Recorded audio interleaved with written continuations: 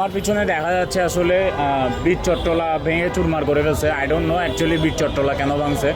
এটা কোনো ইসরায়েলি কিছু না, বাংলাদেশি একজন। যদি আমি বীর চট্টলাকে এমন না যে অনেক দেখতে পারি, আমি তেমন একটা দেখতে পারি না, যেটাই হোক, বাট তাও এভাবে করে আসলে দেশীয় কোনো রেস্টুরেন্ট বা কিছু ভাঙা উচিত না। কারণ দেশেরই জিনিস ভাই, দেশের সম্পদ নষ্ট করতেছেন আপনারা নিজের হাতে। এত আগ্রাসন ভালো না। আচ্ছা, আমরা একটু জানার চেষ্টা করি অ্যাকচুয়ালি কাহিনীটা কী হয়েছিল। মামা আসসালামু আলাইকুম। ওয়ালাইকুম সালাম। মামা অ্যাকচুয়ালি হয়েছিল ওটা কি?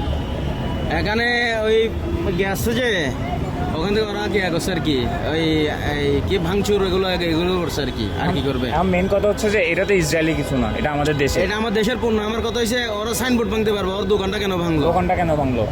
আর ওইটা আর কি, এটা তো আমার দেশের, এটা তো ভাঙার কোনো এটা ভাঙার কোনো মানে নেই। হ্যাঁ, সেটা ওদেরকে ঢুকে বলতে পারে যে আপনারা কোক রাখিয়েন না। ওরা এটা দোকান বন্ধ, আমার বন্ধ দোকান আমি কেন ভাঙবো? সেটাই।